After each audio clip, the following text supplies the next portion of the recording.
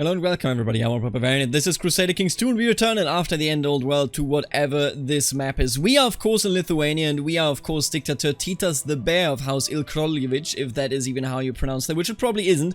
And we have made Petrograd, we have made Estonia, we have made Belarus, and we've made Poland and Prussia into republics. That's right, all of them have been successfully turned into servants of Madame Guillotine. I mean, that is the dream.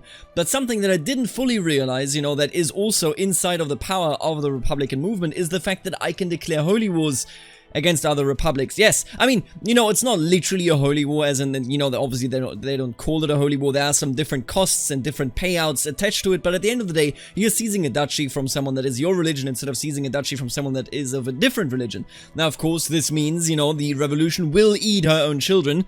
And I think Madame Guillotine will be very pleased because I'm going to make some moves here so that we can turn as many different people into republics as possible. And I'm very enthusiastic because I think we can make this happen. And I'm going to start with you, President Miloš of Poland. I will definitely take Masovia. I want to take this because I want to work my way down to Ukraine without weakening Belarus. You know what we could theoretically do? I just want to point that out. We could theoretically go right over here and then seize any of these really, but it would cut Belarus in half, and I don't really want to do that. If anything, I would just like, you know, to take these provinces and then we will push towards Ukraine. So what we're going to do here first is we're going to go for Masovia and we are going to make this happen. This fight should not be a challenge. And just like I thought, this was of course no challenge whatsoever. They never even had the troops to come close to what we had. And with that, we are now in control of Masovia. I will of course go on and actually create the duchy here because I want to hand that over to someone. Now what I'm thinking next is, I want to go on, oh, and you already hold this. This is even better, there you go. I was thinking maybe we can declare, you know, maybe we can make Slovakia a republic. And then I noticed, first of all, I gotta dissolve my troops, I guess. Here we go. And then I noticed that you can't do that. There is no, you know, create a republic in Slovakia kind of CB, simply because I believe that they are tribal. I think you can only do it to feudal people, or, you know, people that aren't tribal, I should say, tribal or nomadic for that purpose. So I was thinking about it, and I don't think we can do this. Instead, we will simply wait out the war that they have currently going over here, and then we're going to see what we have to do. I would hate if I would have to split Belarus apart. It would really be my nightmare scenario, but it looks like, since they're going for lesser Poland, then all of this will be taken, and I can't declare a holy war against Slovakia, of course, so I will have to eat Bereshti here, but we'll see about it.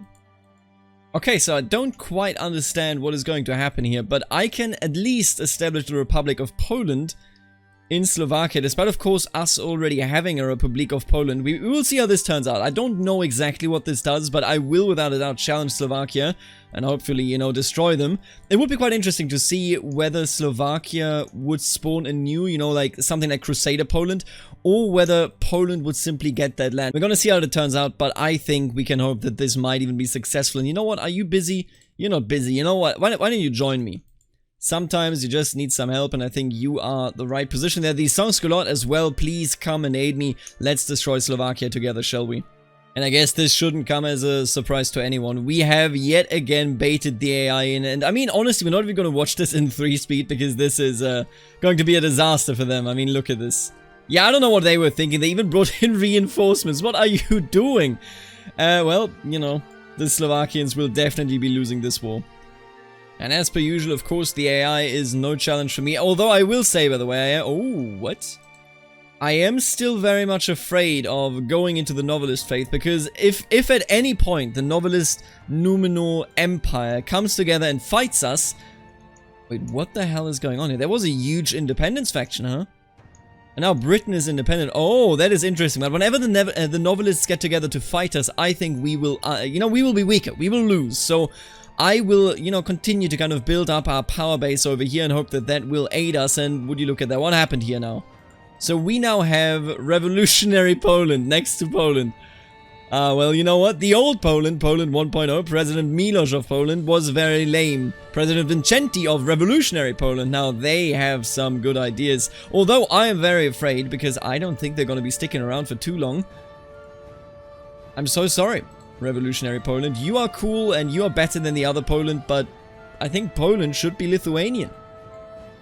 Oh wow, would you look at that? Now the Yugoslavist faith also gets its own crusades. That is very, very interesting. Foolish Christians. They are Christians, right? That is hilarious. I love that.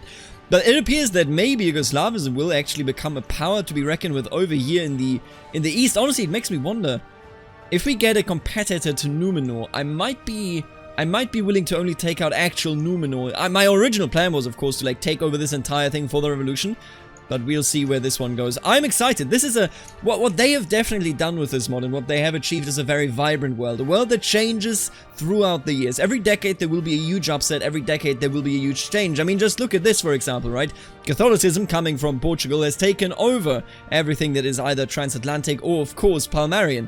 I'm very excited to see these sort of things because, you know, usually you see a very stagnant, a very classic, you know, just remains as it is world. But this mod has definitely done a job to stop that, and I appreciate that. I think it's very well done. Oh, and Crusade against my religion. Crusade for Catalonia, excuse me. I can't pledge to it because we are too far away, and my god. It looks fairly equal. Is this, what kind of religion is this? Oh, it is actually the Palmarian faith. We have two revolutionary republics still remaining from the old revolution, and that is Catalonia and Andorra.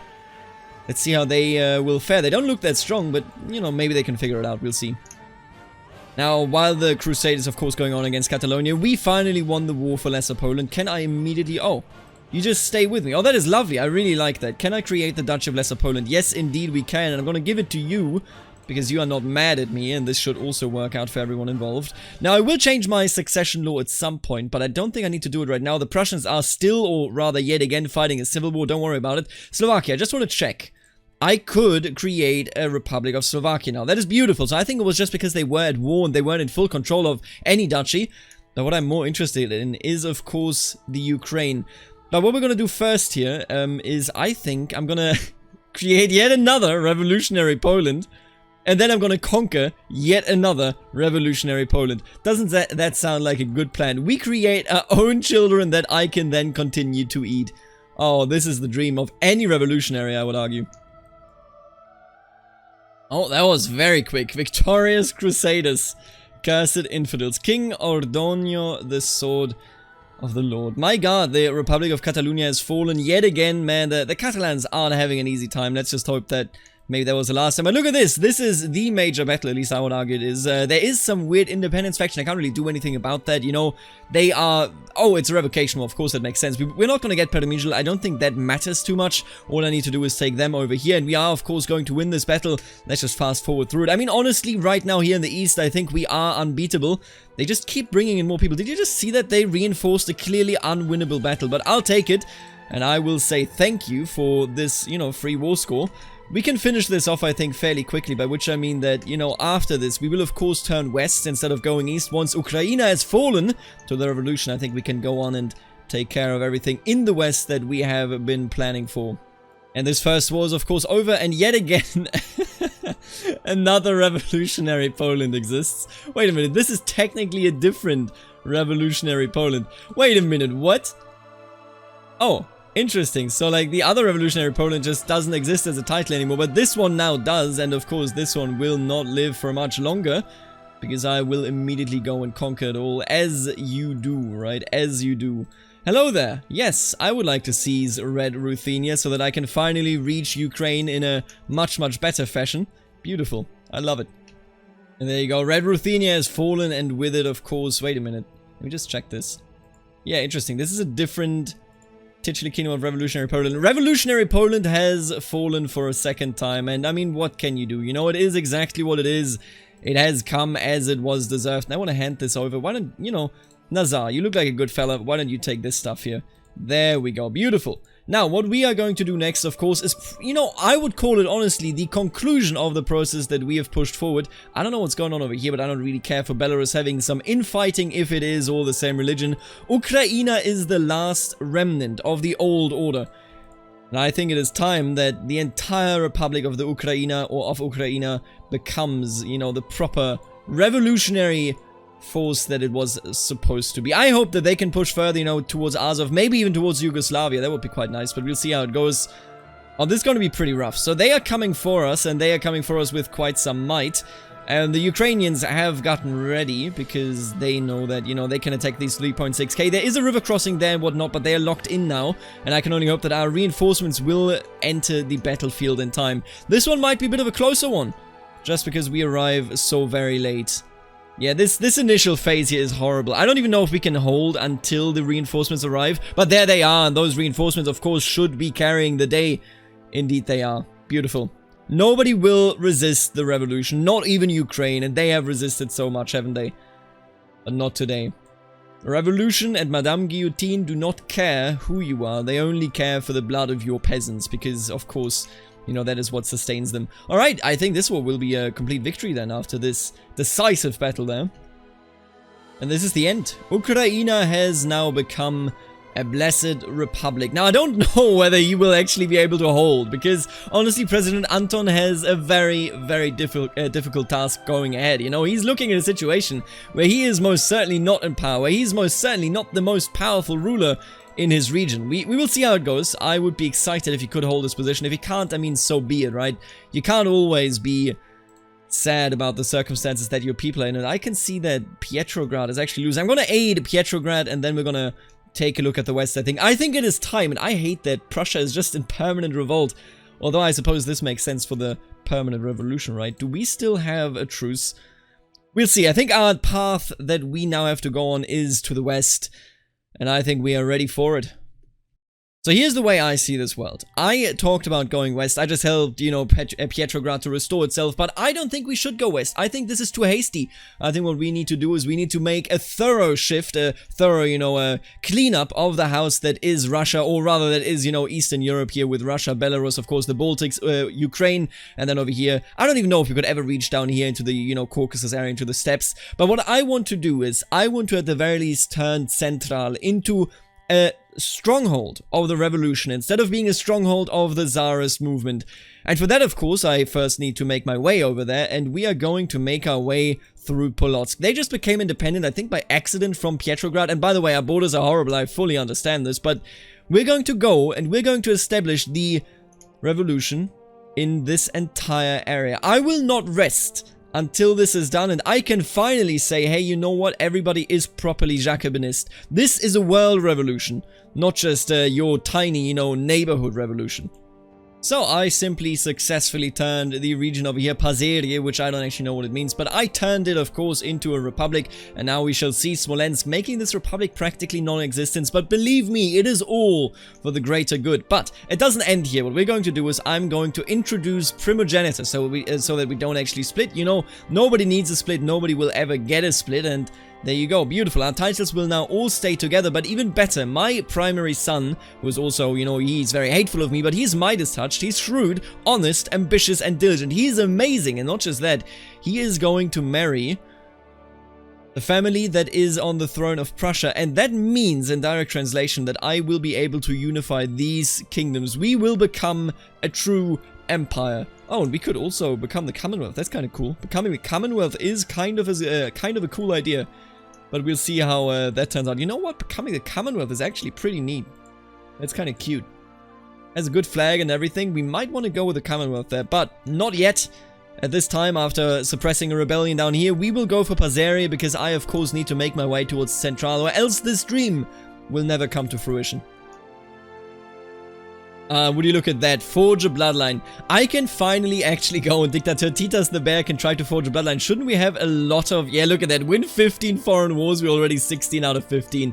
We have been very active with this character. So let's just see what we can do when it comes to actually forging a bloodline. Here we go. After my most recent victory, I have reunited my most trusted commanders to discuss our future military campaigns. Through my skill and dedication, I have earned the loyalty of my armies and immortalized my name as one of the great conquerors of our time, one who emerged triumphant from countless battles. Greater battles await us yet. We would be known as the Bloodhound, and our dynasty would get a bloodline that is leading the center, levy reinforcement rate, and personal combat skill, or increases the chance, or also increases the chance of looting artifacts. That's quite nice. What is this one down here? High learning skill. We would gain the trait Diligent. We would be known as the Warrior Philosopher. Movement speed, retreat, personal combat skill, and can use decision to drill troops. You know what? You gotta go with this one. We're gonna be the Warrior Philosopher, because that is exactly what the Guillotine has told us to do, or rather Madame Guillotine. By emulating some of the greatest and wisest kings of old, Dictator Titas has achieved a perfect balance between wisdom and grit, becoming both a scholar and a warrior, and applying the vast depths of his knowledge to lead his armies to countless victories and earn eternal glory for his dynasty. Few people can claim to have accomplished as much as he has within their lifetime, excelling both in spiritual and political disciplines to such an extent. Dictator Titas' name will surely be remembered in many legends, by future generations as that of a respected and fearsome warrior philosopher. I mean, it makes perfect sense. We are a scholar, of course, we are shrewd, we are a mastermind theologian, but also we have learned so much when it comes to, you know, what needs to be done with armies and how to properly go ahead and rule a revolutionary realm. I am a huge fan, and I can only hope that this will continue. Now, let's continue, or rather, let's finish off the campaigns of the East, and then all of Eastern Europe will be under control of the revolution. That is the dream. Wait a minute, who are you? Now here it comes, the last of the Eastern Wars, but probably the most important one. Karol Ragavold of Central must fall, because if he falls, then oh my god, did he just take this huge chunk out of Ukraine? Yeah, the entire Donbass has just been taken by Central. We need to stop this, and Ukraine is definitely not doing too well. This is a civil war for Gavelkind. Nobody really cares about that, let's be honest here. Prussia is stable. Belarus is as stable as can be. I mean, they are just surrounded by republics, so this shouldn't really be too big of an issue. We'll see how it goes. But what we need to focus on right now, I think we need to diffuse the situation in Central, and that of course means we need to establish one of our beautiful republics. Let's make this happen. I know we can, you know we can. Let's kick him out of here. Let's kick the Tsarists out and put the republic in. And yet again, as is tradition, I have of course baited them into the fight. Baited them into a loss. At least I think it is going to be a very clear loss here. You know, this should be quite distinctive. Yeah, they indeed stopped their own troops. This is a complete defeat for our opponents. And now it is over. There were many battles, none of the battles of course beyond the first bait there were even remotely close, but at the end of the day, Central could not resist us. They tried hard, oh, they definitely did, but look at this. Absolutely beautiful. President Gleb of Central. You know what, I'm even gonna do you a favor, okay? I'm gonna do you a favor because I'm going to marry, or rather I'm going to betroth my daughter to you so that we may have a pact. Whether I will help you, I'm not entirely sure, but look at this beauty. Ukraine, Lithuania, Belarus, Prussia, Petrograd, and Central. We are all republics. And of course, I mean, I guess you as well, but honestly, you're kind of dead, so let's not talk about it. Estonia also, I mean, it's one province. You don't even count. You are barely a republic. What's going on over here? Wait a minute. Prepared invasion for Sweden? Oh, that's interesting. That is fascinating. If he actually gets it... Oh no, now I remember. I did give prepared invasion CBs to the reformed novelist faith. I made the novelists a true end boss. Oh, that is very difficult. I don't know where that is going to go, but I think the East is done, and starting in the next episode, we will be looking towards the West. The novelists must be taught a lesson. And I mean, honestly, hopefully, maybe I can just unify these kingdoms and create the empire of the Commonwealth. That at least would be the dream.